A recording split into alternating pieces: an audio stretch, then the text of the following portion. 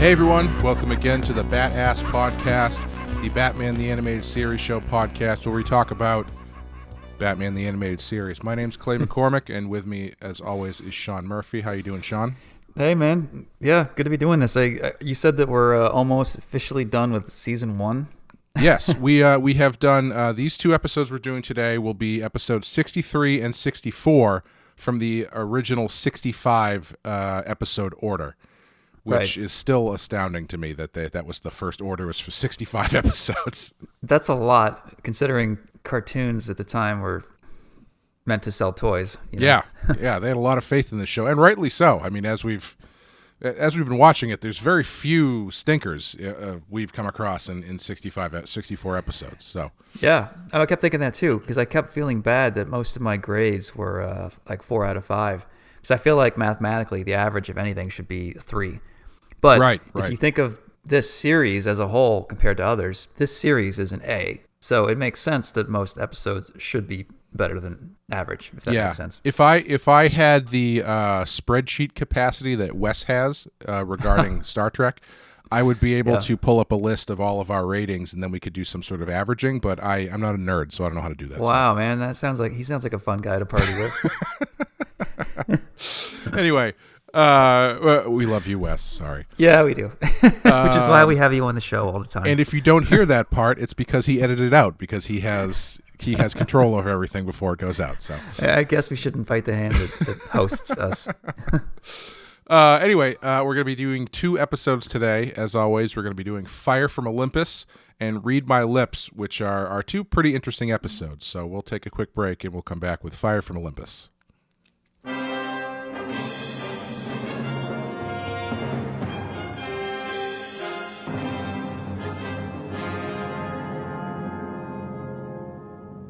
Fire from Olympus, written by Judith and Garfield Reeves Stevens, directed by Dan Reba, and in this one, believing himself to be the reincarnation of Zeus, Maxie Zeus steals an experimental weapon that the government developed.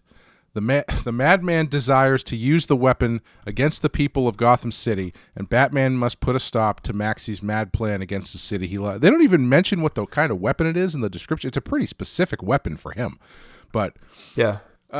So we open in, I guess, Greek town of Gotham City. And we are introduced fairly right away, although in shadow, to a new Batman villain named Maxie Zeus. Maxie Zeus is a villain that I have been aware of. Like, I know he exists. I don't know anything about him.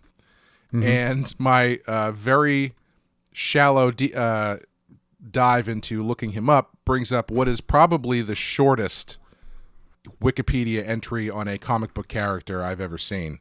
His fictional biography is only a couple paragraphs, and apparently he's not used very often. I can't imagine why. It's not like he's a pigeonholed gimmick villain or anything. But according to in the comics, Maxie Zeus is a former Greek history teacher who started to suffer from insanity when he lost his wife. He became a criminal mastermind and used his cunning and intelligence to rise to power amidst the chaos in Gotham City's underworld. He has fought Batman on several occasions before being committed to Arkham Asylum.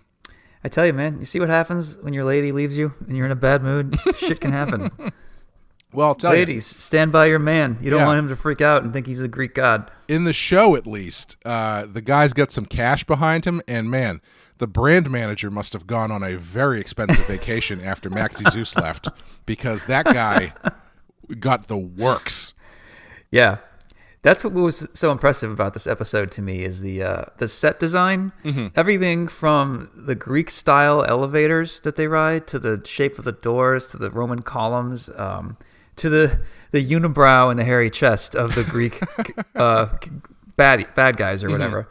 I mean, wow, they really spent a lot of time. There must have been a huge Greek fan who's like, this is finally my chance to shine. I'm going to show Warner Brothers what I can do. I'm going to see, Mom, all my time reading, Greek tragedies, it wasn't spent in vain. Like, now I'm using it on Batman. Yeah. I thought, so I assume you liked this one?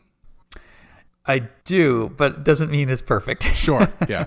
Yeah, I think I'm in the same boat. When you texted me and said, "Wow, 2 great episodes," and I was watching this one, and I was like, "I'm surprised that he liked this one because it's very." Maxie Zeus is a very like 66 Batman kind of character.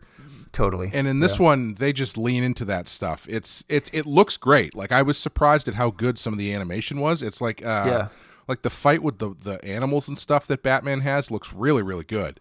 Especially that fight with the wild boar. Right. But yeah, it's this one feels like it's very much like style over substance, because even by the end of it, I don't even really know what Maxie Zeus is up to other than just trying to blow the city up. Right. It's funny. And his girlfriend. Sure. Yes. Yeah. What I liked was most of the villains that you see in Gotham are established and have henchmen already intact. Mm-hmm. And what I like about this one is this guy's not quite a bad guy yet. He's made a lot of money in shipping. He's obviously into Greek stuff, which is funny when one of the henchmen says that. It's the boss's thing. Yeah. But his girlfriend is not so sure he should be getting mixed up in mafia deliveries or whatever it is. And even his henchmen aren't really henchmen. They're just like assistants who are like constantly hitting the brakes on him. Like, are you sure? Are you sure? So I kind of like that this is a sort of a guy who's on the brink of becoming a villain, and not everyone around him is quite down with it yet. Mm-hmm. Yeah, what I actually really liked about him is that he's basically just a businessman who had a very specific nervous breakdown. I know. Whenever I hear about this one, I always roll my eyes and go, "Oh God, the one with the guy who thinks he's a Greek god." Mm-hmm. But Batman is rolling his eyes too. Everybody is. That's the point. These 2 episodes back to back are a definite. Not a normal Tuesday for Batman. Even like he's dealing with this one guy who's thinks he's a Greek god, and is just a rich businessman with a lightning fetish, and then the next one he deals with this like murderous ventriloquist. So it's definitely a Batman. Batman deserves a beer after these 2, I think. Yeah. There's a lot of similarities here too. I noticed that in each episode, within the first 2 minutes, a character pulls out their watch and looks at what time it is, and then something blows up or something happens or whatever. Mm-hmm. Lightning strikes somebody. Yeah, I also noticed, and not to compare them both back to back repeatedly, but there's a lot of great Batman stuff in both of these, and especially in this one, I loved Batman's reveal in the lightning blast. In the girl's, what's her name, Cleo, I think, in her apartment when she's looking at the picture of the 2 of them, and then the lightning strikes and reveals Batman. That stuff, that was really good. I like that a lot. Yeah. Honestly, I'm kind of watching it in the background right now. Yeah, this guy's I hate his outfit, but he's supposed to be dorky, But like the amount of design, he's got these like gargoyles that shoot things out of their eyeballs eventually, and I love when Batman shows up. This guy just assumes that Batman is from Hades. Yes, yeah. And he welcomes Batman in and puts his arm around him, and Batman's literally like, okay. Right, yeah. Like I've never seen Batman, deal with somebody like this before in this way, Yeah, he's oddly, at least in this episode, he's not like a super villain. He's just a guy who just went overboard, like very, very, very overboard. Yeah, and he doesn't do anything illegal. Like when Batman shows up, thinking of it like a cop, this guy hasn't broken the law or anything yet. I mean, he is dressed in a fucking toga with gold bracelets or whatever, and that's not against the law. And Batman's asking him questions. But I do think that, there was a lightning-related attempted murder the night before, and the guy literally pulls out a lightning rod, and Batman sort of walks away. You think at that point he would assume like this guy is probably something to do with it. I did love the lightning attack at the beginning of the episode, because like, wow, that was pretty brutal. And then they cut to him in the hospital, and the nurse says it's a good thing that he was laying in that pile of tires.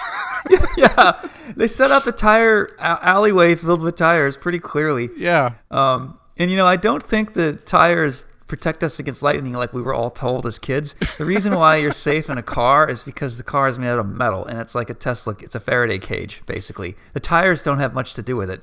Yeah, and it's the grounding too. Like I think it's a couple things working together. It's not just a pile of tires. Yeah. I mean, that's probably the easy way to go. I don't want them to redo this and be like, it's a good thing he fell into that oversized bird cage that was stuck in the alley. Yeah. It's a good thing he jumped into that Honda Civic before they blasted with lightning. Yeah. You know, it's funny, these Greek henchmen with the unibrow and like the button-down shirts and the gold necklace. And is it racist the way that they draw these guys? I don't know if the Greeks are normally a group of people that we associate with racism. Yeah, it's probably pretty close if it's not.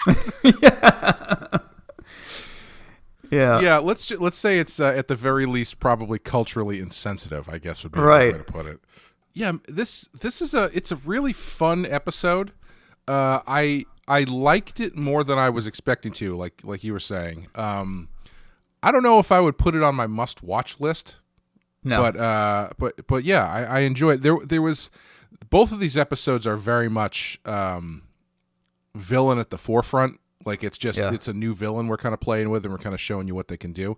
I think the second one is more successful, but this one is definitely like a very comic booky, over the top villain. Batman has to foil his ridiculous plan, kind of thing.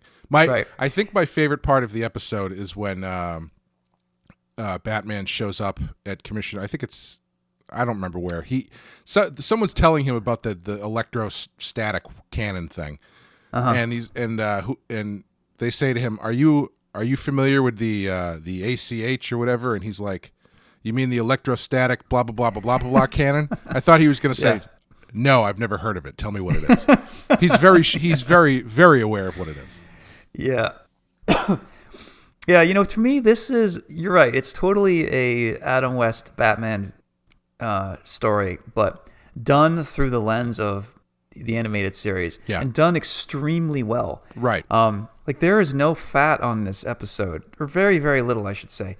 Even like the way they go out, like so Maximilian has these like Greek chess pieces that he's kind of playing with when he's talking, and there's some subtle storytelling going on. Well, not so subtle when he starts crushing one, and at the end when his girlfriend is on the laser gun, he's like holding another piece, and at the very end, I think they zoom the camera over to this chessboard, and one of the pieces is laying down. Like I'm not sure that stuff was in the script, but it really helps the storytelling in ways that this episode wasn't necessarily asking for. You know, so a really blah episode done extremely well. Yeah, if you think about maybe what I'm thinking. If you think about this compared to say the first Joker episode, where we were kind of bemoaning the original Joker episode because it was so 66 Batman feeling and silly and over the top. They figured out how to do that kind of thing in this show and not have it come off as just silliness for half an hour. Because they give Maxie Zeus, you know, albeit it's fairly limited character development or character depth. It's there. Like he's not just a crazy guy doing crazy. He breaks character in one moment, and the fact that this woman is so reasonable and nice, you have to assume that she liked him for the right reasons. So you know that he's not that disposable. And at one point, he does snap out of it. And he's like, "Oh my god, what am I saying?" Like that kind of a thing. But then he goes right back to attaching her to the laser beam, and threatening to kill the city. Yeah, her involvement does make it feel like he's a guy who has a problem, and she's trying to help him through the problem because she loves him. And then ultimately he loses control and she loses control, and he takes it too far. Good stuff. Which happens. What are your feelings about the Greek?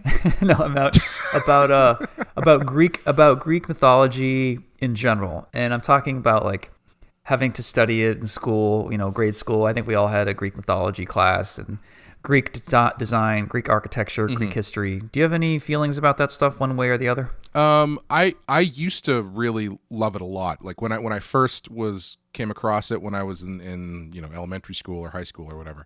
I was really fascinated by that stuff. I haven't really paid much attention to it recently or in the last handful of years. It was kind of like much like I feel like when I was a kid, there were things that I liked, but I didn't know how to get them. And so there were other things that were sort of gateways into me finding exactly what it is that I liked. For instance, like I remember I was constantly trying to find interesting books to read for book reports and stuff like that, but I didn't know what I was looking for was Stephen King. So I was ended up reading like mystery books, like Agatha Christie and Mary Higgins Clark and all that kind of stuff, and it was never really hitting the right thing that I was looking for. And then I came across like Carrie, and I was like, okay, this is what it is. Like, so that's the thing I'm looking for. And I feel like the Greek mythology is kind of a similar thing, where it was sort of my gateway into different mythological cultures, and it was kind of like it was the closest thing to comic books in real life, Yeah, and wrestling, which definitely. I don't know if anybody knows this about you, but you're yeah, I love wrestling. I remember once I was offered a book from an editor that was a Greek something, I forget. It was by a really well-known writer at the time, and it was a convenient gig that would have paid the bills, and I was so tempted to say yes, but it just didn't speak to me. It was basically like a contemporary telling of Greek mythology, but on the streets of a city, and you had gangsters in it. And to me, I feel like, hey, it could be awesome, but it's just not my taste, honestly. And the editor called me. He's like, do you want to take this book? And at the time, I had just I hadn't done Joe the Barbarian yet, and I was so sick of taking gigs that I didn't like. And I was putting my foot down in my career and taking a chance and saying no, which was unusual. And the editor called me, and he's like, why aren't you into this? It's got a big writer. It's got this, it's got that. And I go, I don't know, man. Like Greek mythology, it just doesn't, it could be great, but it's just not for me. It's just not speaking to me. And he said, he's like, okay, I get it. Yeah, it's not your thing. That's fine. No problem. Yeah, I'll let you know if we've got something else for you. And he was totally nice about it. But then he gets off the phone and he totally starts shit-talking to me to his assistant. What? And the reason I know this story is because that editor eventually left, and I went to lunch with the assistant before the assistant was fired for some reason. And the assistant was telling me all about the inside scoop on what the hell had happened, which he shouldn't have been telling me, honestly. So he's like, yeah, after that phone call, this editor was so pissed at you. He's like, who does Sean Murphy think he is? How dare you say no to this book? This book's going to be brilliant. And he just thought I was being really entitled or something. Like, I'm not allowed to say no to a project that I think sucks. And this writer that was doing it was a really great writer, and I love some of his other work on some of the X books. So wasn't a judge or a slight against him. I just wasn't into Greek street crime, And so the book came out. The sales were terrible, and it got canceled pretty quickly. And then shortly after, I happened to be in the DC office, and I kind of had a bone to pick with this editor. And I had just finished up my business with whoever else I was working with, and I see this editor in his office. I've never met him, and I just walk right in and sit down, and I'm like, hey man, sorry I wasn't interested in taking that book. I hope you weren't pissed off at me or something. And he didn't all say the right thing, which is, oh no, it's fine, man, I get it, whatever you heard, it's not true. It's just sometimes around here we all get a little too attached to our projects, whatever. Sure. He didn't say that. He said, well, yeah, I thought that you were really being stuck up, and I can't believe why you would say no to this book. So I was just like, wow. All right, this guy's gonna push back, fuck it. And I'm like, all right, great, maybe you're right. By the way, how are sales in that book? And he just did not make a happy face. And we were talking louder and louder. I don't know if we were getting angry per se, but one of the women in the office walked by and heard us, these two male voices getting louder and louder. So she just swooped in and sat down just to like calm us both down. Just like this episode, this woman leaves and these men just go out of their minds. That's why the calming presence of a lady is totally important in life.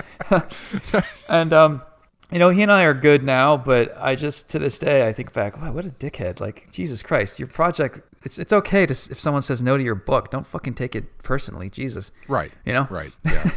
Yeah. And I drew a handful of Greek things in comics. One, I think, was Chrononauts.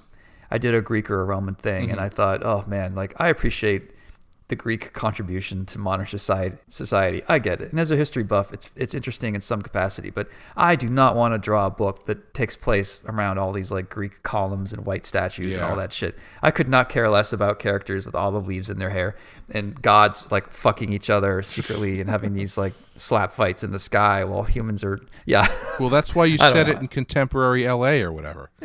Yeah. Boom. Yeah. No, wait for it. I think I'm probably in the same boat. Like, I don't know if that's something I would really be interested in drawing. Like, but I actually think Greek mythology might have been my part of my gateway into comics, actually, because I remember watching like Jason and the Argonauts when I was really, really young, and Clash of the Titans and stuff like that. And I think that might have predated my getting into comics. So I think it might have been sort of that thing where it's like, I really enjoy this. It's not exactly what I'm looking for, and then I found an issue of the X-Men, and I was like, all right, here we go. Right. But I think fair. I think that story you told is important though, because I don't think you shouldn't be afraid to say no to a project that you know isn't for you. Right. There's plenty to be said for paying your dues and X, Y, and Z and all that kind of stuff. But I mean, like, if you're taking a project just because it's in front of you and it's not something that you're involved in or invested in, there's a good chance you're probably not going to do your best work on it. And honestly, what would you rather do? Would you rather take a project that you just because it's there and do mediocre work? Yeah. Or would you rather do something that you actually care about and, put your best foot forward? Exactly. Yeah. That's the thing is like, there was another project that was a book that this famous rock star was doing. And I said no to that too. No, I think I actually got moved off of it because he wasn't into my stuff. And I felt really relieved because I would have taken the job because it was 180 pages, which is, 2 years of work, whatever, health insurance at a time when I was almost nobody. Sure. So when he said that he didn't like my art, I was like, fine, thank God. I feel like I dodged a bullet. And then I heard about the artist who did take the book and how miserable that artist was. The book came and went. It didn't really make a mark with anybody. Yeah, I don't know. Like the paying the dues thing is an important part of a career. I get it. But at the time I was hitting a wall and I thought, all I'm doing is paying my dues. I'm taking a bunch of schlocky gigs that I don't enjoy. Maybe it's time I just start saying no and valuing my skills and trying to use my skills for books that I at least like a little bit. Right. I'm willing to compromise and draw shit I don't like. I do it all the time. But an entire project of, Greek public domain characters on the streets, fuck no. Yeah, I think you need to have a variety of responses to projects, because I feel like I've definitely done books where I have been very involved with the story aspect because, it's something that I own part of and I want to make sure that it's up to the standards that I have for myself and all that kind of stuff. And I've also done books where I'm sort of a hired gun, where I'm more willing to be just like, okay, yeah, sure, I'll draw it, no problem. Sounds interesting to me. I'm not going to be giving you script notes or anything. I'm just going to do my job. So I think it's healthy to have a variety of ways to handle that stuff, because if you go into every project either treating it like it's just another job or going into every project like you need to give your deep dive script notes on it before we even start drawing, then I think you're going to have a if not a short career, a fairly unhappy one. Yeah. There was a documentary on Pearl Jam once, and Eddie Vedder said something about the beginning of no, in quotes, and I can't remember exactly what his point was or his story was, but I know his point was they used to feel like they should say yes to everything, but then they were stretched so thin and they didn't have any energy left for themselves, so they just started saying no. And the more they said no, the more offers they started getting, and the more money they started getting offered, and you became like a hot commodity. Saying no is sort of like doing the walkout, which I've mentioned a few times. When you're contract negotiating or whatever it is, not being afraid to walk away is like obviously like saying no. But yeah, when I learned about saying no, it only works obviously if you're some kind of commodity that they need. If you suck, then of course saying no isn't going to work. Yeah. And I mean, it also depends on your situation too. Like if you need a job, and it's in front of you, and it's hurtful for you to say no, then obviously don't do it. But even so, I've been in that position too, where I've had stuff in front of me where it's like, okay, at this point, I need something. I'm coming down to the end of this thing I'm doing. I've got nothing ahead of me. This thing's been put in front of me. I may as well just do it because it's the only thing there. And luckily, at least once, probably twice that's happened, I ended up not getting the job. And I was immediately relieved when that happened, because it was, both times it was stuff where I was like, I don't really know if I want to do this for an extended, because, you think about, you know what you like to do, you know what you're good at, you know what you can and can't do. And if something comes down the line where it's like, I just don't want to spend the next year and a half of my life slaving 12 hours to get this licensed likeness correct, that's that, or whatever it happens to be, or whatever. It's just you kind of have to take stock of the pros and cons of these things.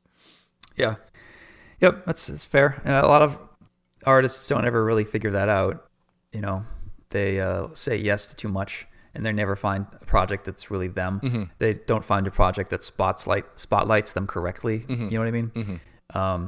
Yeah, I mean, it's nice to be able to have those options and to be offered gigs, period. So I don't mean to sound ungrateful, but I do think that artists need to think about their brand at some point and have some kind of a plan and stop saying yes to everything. Yeah. There's a lot of bad books out there that you should not do, or maybe someone else would do it better than you if it's not your thing. Yeah, it's not about being ungrateful, because you should never be ungrateful if someone wants to work with you, obviously, but you should also not treat yourself as though this is whatever is being put in front of you is like a gift from the gods, or whatever, to tie it back into this episode. You know what I mean? Yeah. Good job. You're not a dog just waiting for anything to be thrown in front of you to eat. You have some self-respect. Would probably go for. Would probably be beneficial.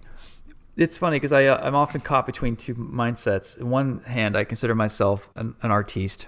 And the other hand, I think of myself as a plumber who pay me to do a job, I'll do the job. So I hire a lot of contractors to work on my house because we have a really old house that's falling apart. So I get a guy that does roofs, a mason guy or whatever it is, and I don't know if they're supposed to say yes to everything. Like, for example, one guy, we have a slate roof, and to replace a slate roof is really fucking expensive because they make it, but it's mostly decorative now. And he said to me that he won't use fake slate. He won't use like plastic shingles that look exactly like slate from a foot away.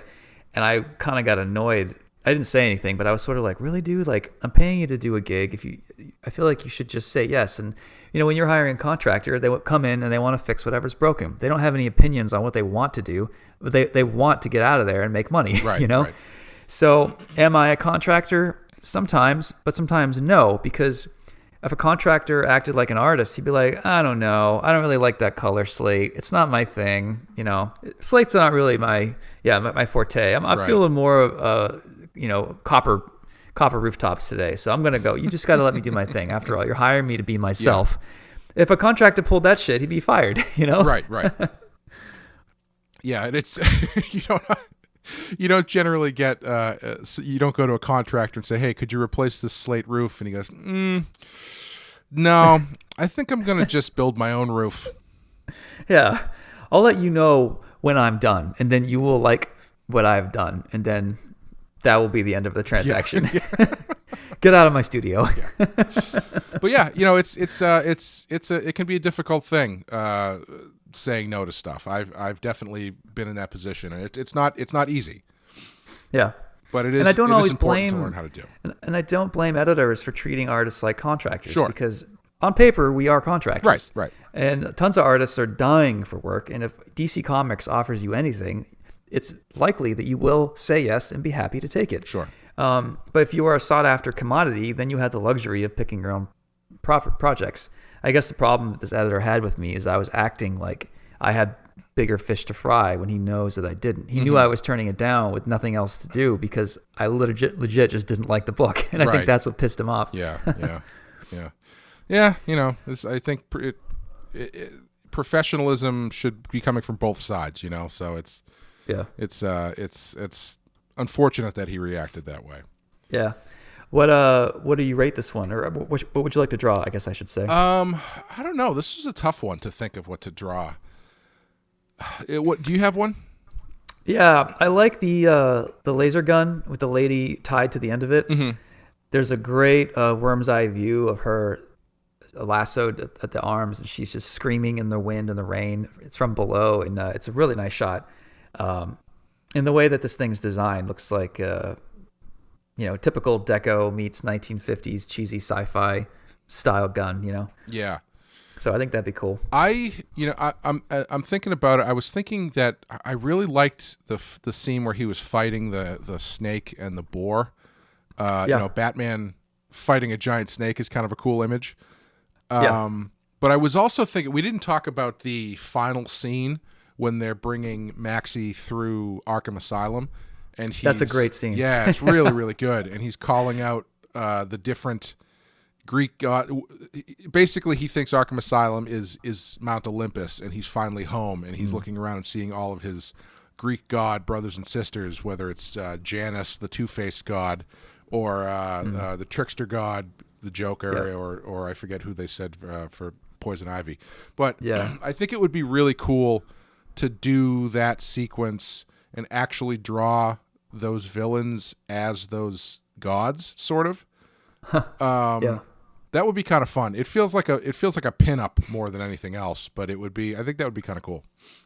Yeah, that's a good one too. Yeah, I love the end, especially when he walks by the Joker's cell. Yeah, Joker's distant in the background, and they wheel him across the foreground and do kind of a wipe.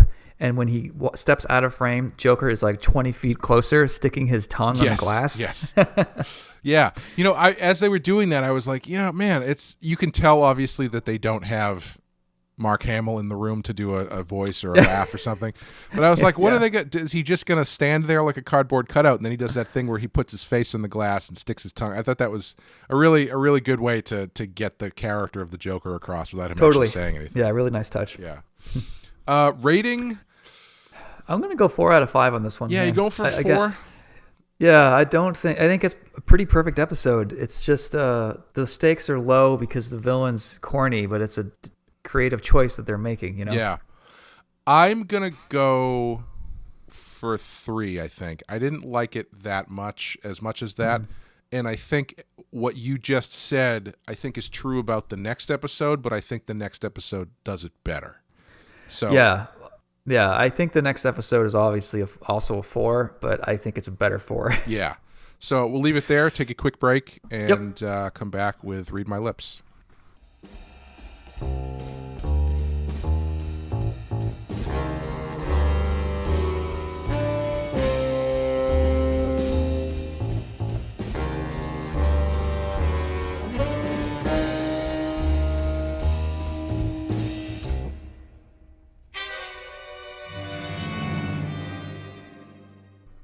Read My Lips, story by Alan Burnett and Michael Reeves, teleplay by Joe R. Lansdale, directed by Boyd Kirkland. In this one, a brand new gang has made its debut, committing the slickest crimes ever, thanks to the gang leader Scarface. It's up to Batman to stop Scarface and his quote-unquote dummy, the Ventriloquist. Now, the Ventriloquist and Scarface are villains that I have always loved, but I don't know if I've ever actually read a story where they feature prominently. Right. And after watching this episode, my first thought was the Ventriloquist and Scarface would make an amazing movie villain. I think you could get an amazing performance out of whoever's playing the Ventriloquist. Right. Because I didn't realize until I looked at the credits that it's the same guy doing both voices in the cartoon. Oh, that's great. I wondered about that, but I was too lazy to look it up. Yeah, and he's such a weird villain that I feel like, you could do some really interesting things with him in a movie and get a really interesting performance. I think an actor would have a lot to sink their teeth into with this character. Oh, yeah. I'd love to see Edward Norton try it or John C. Reilly. Yeah, I was trying to think of who would be a good choice, and my first thought was Willem Dafoe. Oh God, yeah. I feel like it would be too close to Green Goblin, though, kind of bouncing back and forth. But yeah, someone in that vein where it would probably Joaquin Phoenix probably would have been a really great ventriloquist. Yeah. Yeah, now that he's done the Joker, though, he's kind of out. Right, yeah. Out of the running. Yes. No, that point where Batman walks in and sees the dummy sleeping and then the eyes open, that was not quite a jump scare, but it could be if you did it slightly differently, you know? Oh, I mean, the number one thing you have to do in anything regarding a ventriloquist dummy is have a gag where it seems like they're actually alive. You know, there's a movie called Magic with Anthony Hopkins where he plays a ventriloquist. Never seen it. Weird ass movie. I can't remember exactly what the plot is, but he's like a ventriloquist, and there's this creepy relationship with a woman, and like the dummy is starting to take over him and stuff. It's weird, but there's this unbelievable scene. They play it straight through the whole movie that he is definitely in control of this thing, but he's like going nuts and whatnot. And there's a scene where he puts the dummy down on a couch, and then he leaves the room, and they hold on the dummy, and like a split second before they cut away, the dummy's head just like inches toward camera, like very, very, very slightly, just enough that it registers, but not enough that it makes it seem like he's like come to life. It's really cool. Yeah, you're right, man. I think there are certain things you have to check off the list if you're going to have dummy as a villain. Yeah. You know, what made this so interesting too is because the format of a cartoon is they have to draw everything. So the dummy doesn't always look like a dummy. He looks like a tiny person. Yes. Sitting on the guy's lap, and it gave it this weird.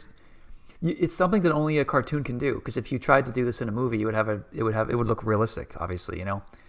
But it made it more creepy because the dummy came to life even more than it would have if it was live action, if that makes sense. Yeah, definitely.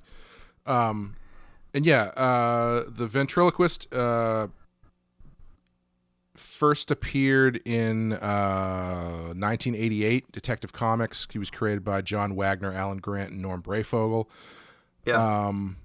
There's actually been 3 of them. There are 3 different characters named the ventriloquist, but the original one debuted in 1988, and he was he grew up in a mafia family, and he developed dissociative identity disorder after seeing his mother assassinated by thugs from a rival family, and growing up his only outlet is ventriloquism. So that's how that kind of all comes together, which is, you know, it's kind of a nice hacky comic book villain backstory, but I don't think you need any of that stuff because it's just he's so engaging and it's so different, and I think Batman does a really great job in this of really emoting how friggin' weird this all is.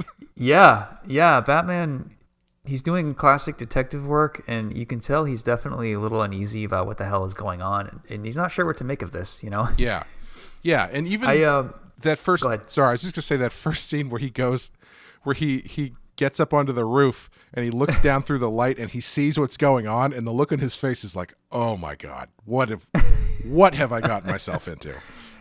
Oh man, I guess there are certain types of villains that I've never seen before. I know this. I feel like after seeing that, he has to like have a sit down and just really go like, "Is this what have I done? Is this all because of me?" Did I do this somehow? Oh man. So I actually drew the ventriloquist in White Knight. Oh, that's right. 1. Yeah. And I was going through all the villains and reinventing them, and they're all super white. So I'm like, well, make the ventriloquist black. Mm-hmm. You know, being a good liberal, trying to add diversity.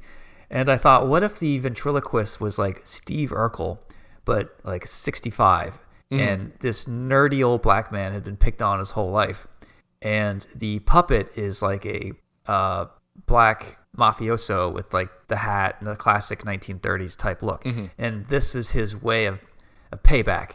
Like, he was bullied his whole life, but his other personality isn't taking shit anymore, and that's where and I was really excited to do it because DC didn't say anything. I'm like, great, I'm making this character black. And I thought when news got out, there would be an article or something about it, because, you know, that kind of stuff usually takes off. And there was nothing. So I thought maybe there was already a African American ventriloquist out there already. I don't know. But I thought the Steve Urkel angle on the ventriloquist was really clever, and nobody seemed to give a shit.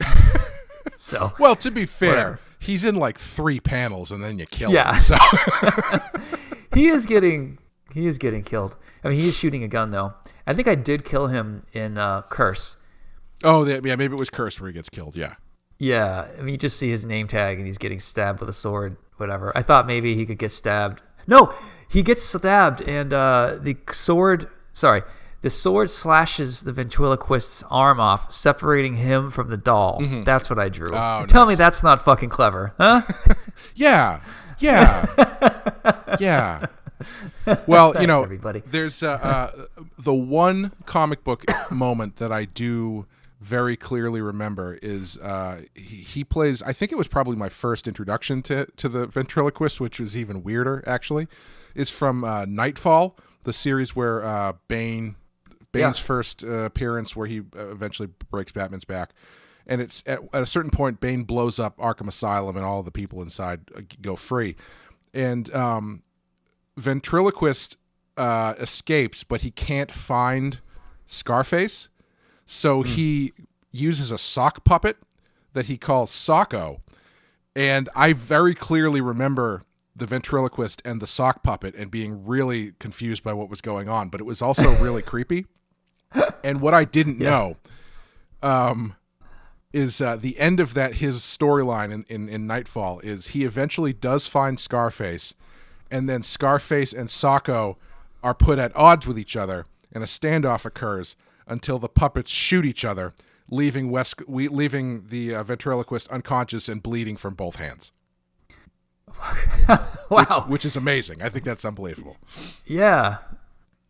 Yeah, man. I think you're right. This would be a really cool... I mean, it could be really dorky and lame, but if you handle it really well, then the ventriloquist could be a legit scary presence in a Batman movie. Like, really horrific, too, like you just said, with the that movie you were talking about.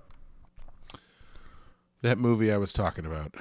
Yeah, when the dummy. Oh, Magic. Yes. Yeah, thank you. Yeah. I'd like to see that. I think he's got a lot of potential. I've always liked him, and there's I've never really seen him put to the forefront. Because I mean, let's be honest, he's pretty on the surface. He's a pretty silly villain. Yeah. Well, okay, I'm not sure I agree, but keep going. No, but I mean, just like if you were to say, oh, the Batman villain, the ventriloquist, he's a guy with a Scarface puppet that shoots a little tiny Thompson machine gun, people are going to be like, yeah, okay, it's not exactly Two-Face here. Yeah, no, I agree with that. I don't know what I was getting at. I will say, though, the ventriloquist walked into the brand manager's shop with the puppet, and the brand manager's like, I honestly don't know what else to do for you. I think you're already all set. It's like, did you already pay for that, or did you walk in with it? Yeah. To me, I got to start stalking dummies. When with White Knight, one of the critiques I got was I turned Joker into Two-Face, in that Two-Face had these two different personalities, and one wasn't speaking to the other, and they each would take control of him or whatever. And I agree with that assessment. However, I think I took more from the ventriloquist. But that also makes me think about how similar Two-Face is to the ventriloquist. Sure. Yeah, I can see that. I don't know if Harvey Dent comes out as much as the back and forth between the ventriloquist and Scarface. Right. Generally. But yeah, there's a lot of double personality stuff going on with a lot of these. The ventriloquist is like, you've got Two-Face, who is a very literal manifestation of split personality, and then you've got the ventriloquist, who is also a very literal manifestation, but in a different way of split personality. And, and they both have like old-timey 1930s gangsters with them as well, Yeah. And they both have very specific, I guess, triggers that you can disrupt. And I loved the way that Batman gets out of this situation. I was saying that these episodes have great Batman stuff in them, and this also had a couple good Batman appearing out of thin air scenes where Batman sneaks in through the window in Commissioner Gordon's office, and it's really dark, and you see the curtain blow, and you just see a shadow move past it. That was great. And when he's tracking down Rhino, the thug, he just kind of appears out of the smoke coming out of like a manhole or something. That stuff was great.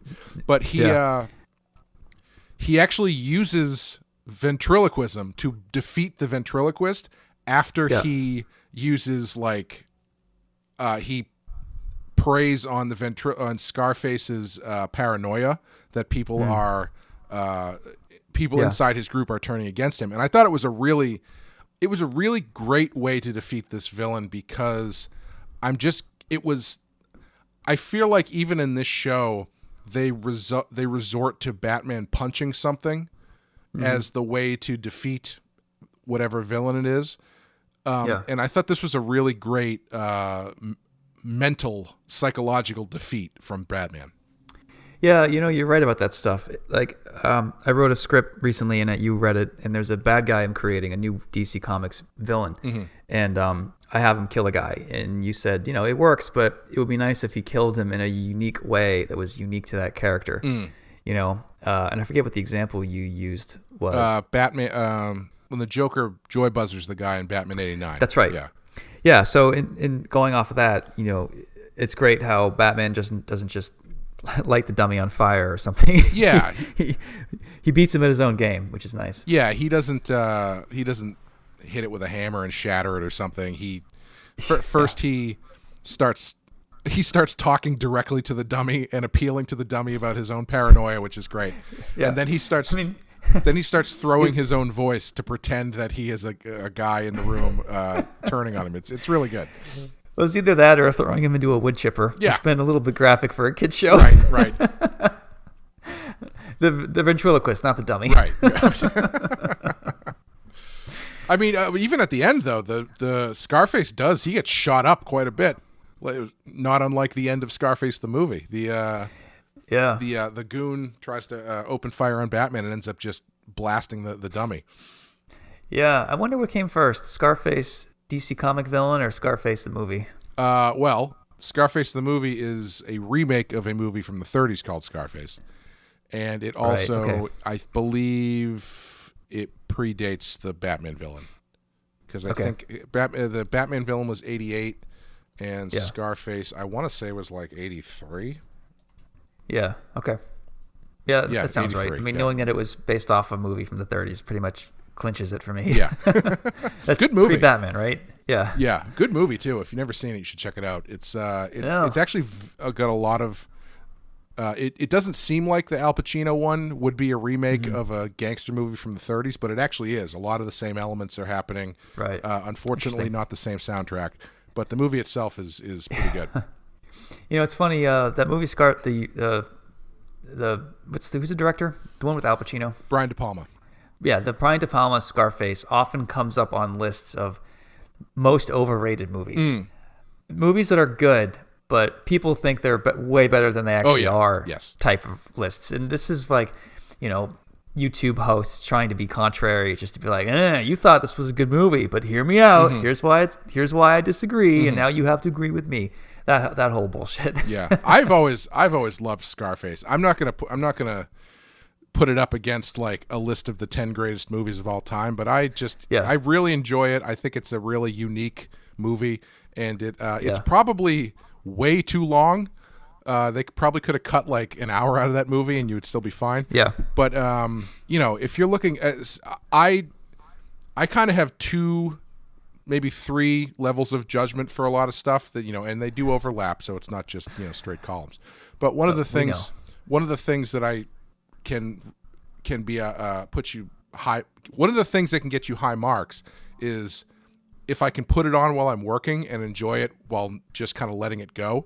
And Scarface being like top to bottom character performances and a soundtrack like it has, and just being 3 hours of that I don't have to worry about what I'm watching.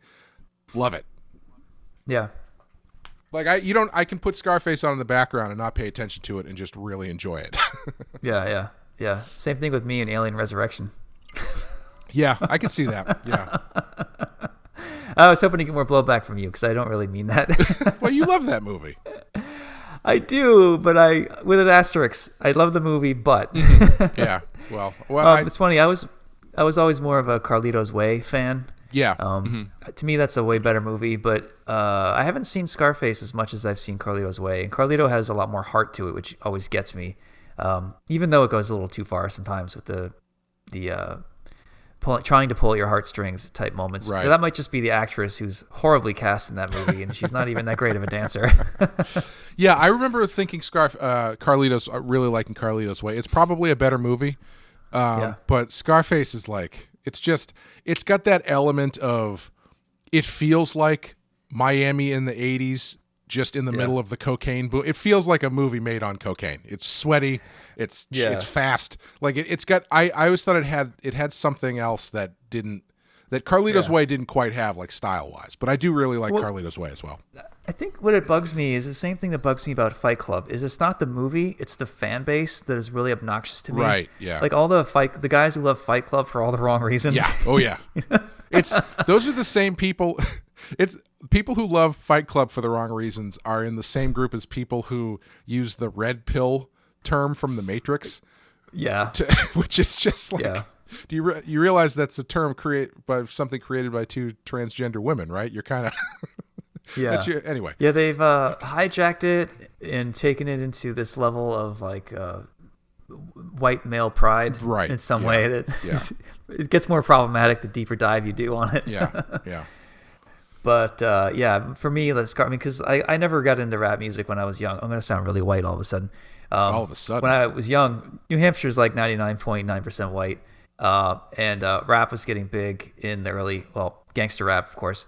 And the kids that bothered me and the kids that were the ones who would bully me and beat the shit out of me in school were these like white kids who wanted to pretend to be gangsters. Oh, yeah. And they weren't. Yeah. They were all about that shit. So I couldn't even pretend that that rap music was good until past college, when I could go revisit, Jurassic 5 and Flava Flav and Run DMC, all that stuff, and now I finally get it and I think it's awesome. But at the time I just wasn't ready to even pretend that it was decent, because the people that love that music would just give me shit every day. Right. Yeah. Yeah. A white kid in a giant Scarface t-shirt is not someone that you want to You better be Eminem. Yeah. That's the only way you're getting away with that. Oh yeah.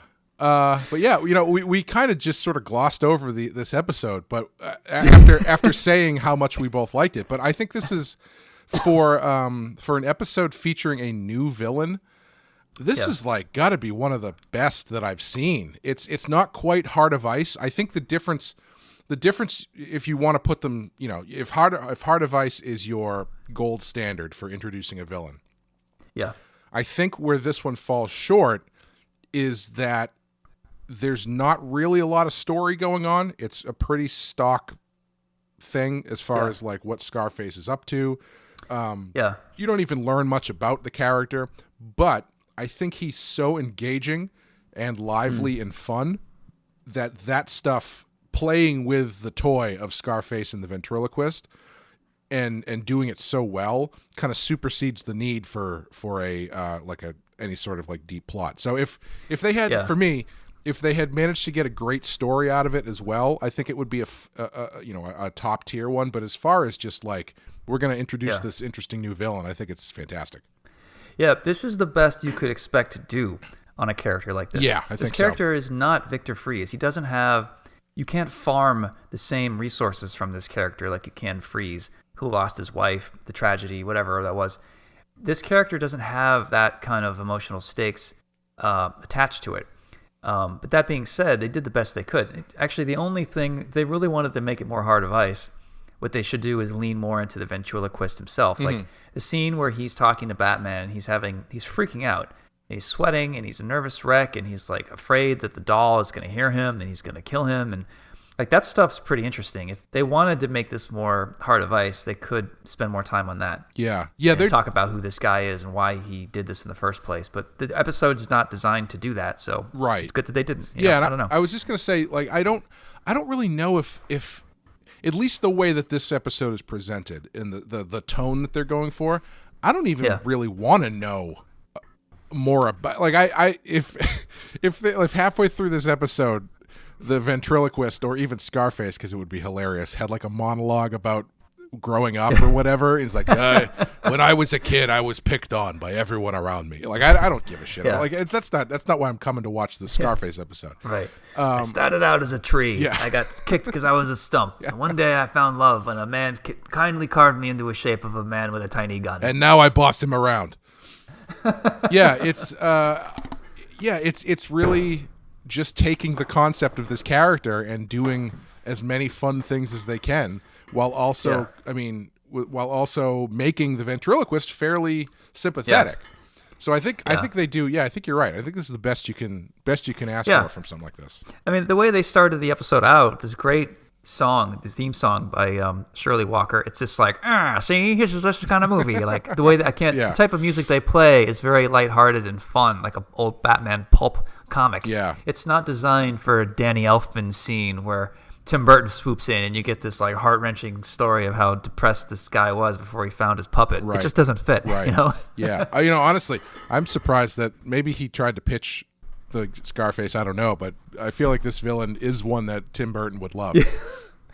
Yeah, you're right. Yeah, if you want to spread your Tim Burton gobbledygook all over something, fine. Here, take Scarface and do something with this, and get the fuck out of the office. Oh, you want to give him long stockings that are white and black stripes? I was just going to say, obviously, Scarface's suit would be white and black striped suit. Yes. Oh God. And then Winona Ryder would be I could see Tim Burton ruining this very easily or making it awesome. Yeah, I know. Honestly, coin flip with him. It really is. Oh man. Do you have a? I was just gonna say, do you have something you'd want to draw?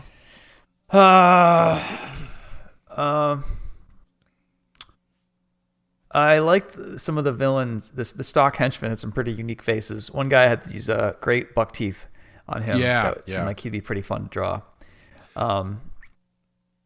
I think the end where the ventriloquist is in jail and he's carving a piece of wood, and this counselor comes up to him gently and he's like, "Oh, that's very good." And he walks away, and then Scarface, the ventriloquist, takes an X-Acto knife and like jams it into the log and cuts a scar. Yeah, that would be a cool sequence to do. A great ending. That was a great ending. Yeah. Because when you see the blade, you're like, wait, what is he gonna do? And he just jams it in, and it's really effective the way that they shot it. Yeah, and I was gonna mention, I forgot to. This is the first one that I can remember where I didn't know what it was about. I didn't remember this episode, so I didn't know by the title and the title card illustration. I had no idea what the hell it was. Like, I couldn't even really make it out, so I didn't know. I didn't know what this episode was about. And then when Scarface showed up, I was like, "Oh, of course."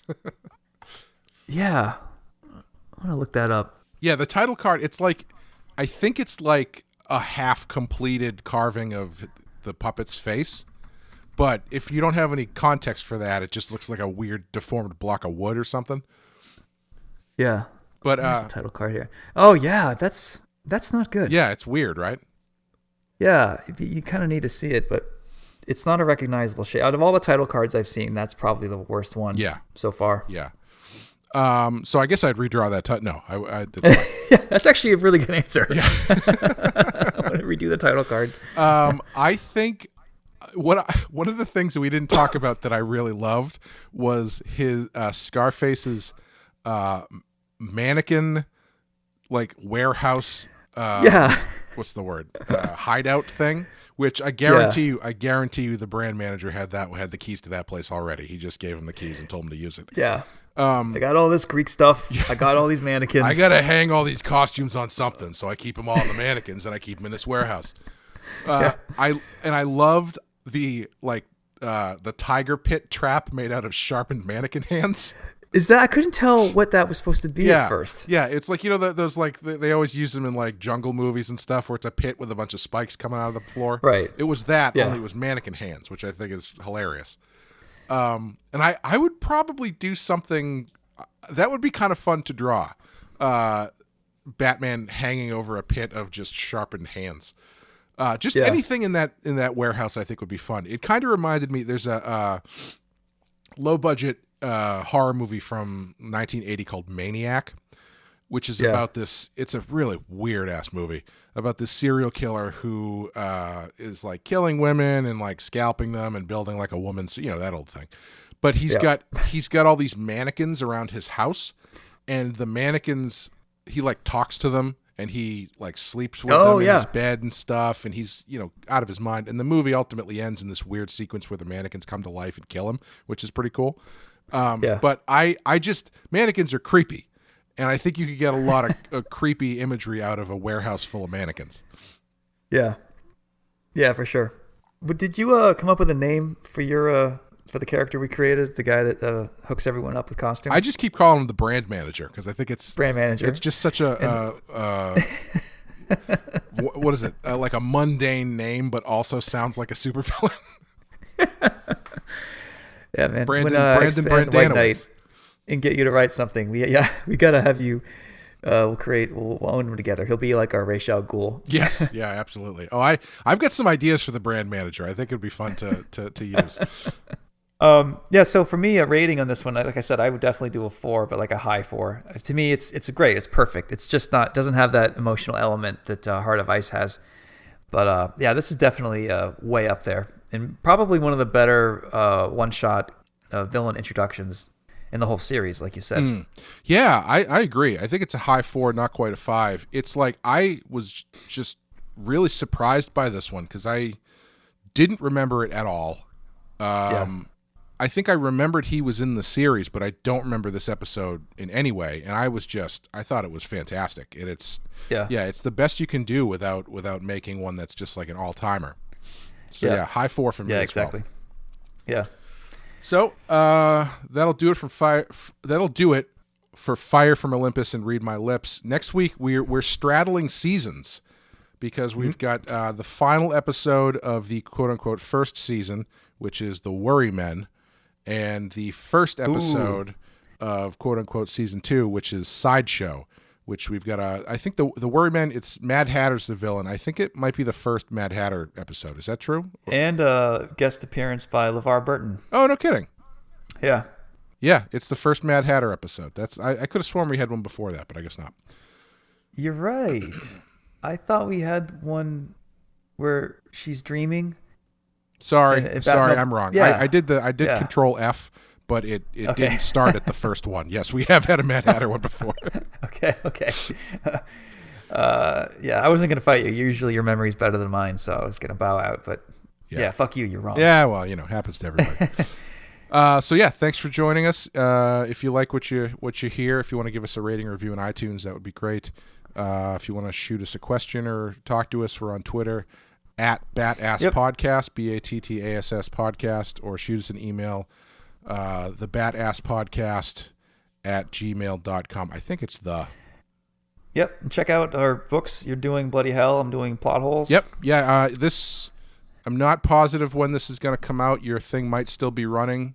Your crowdfunding for Plot Holes might still be running.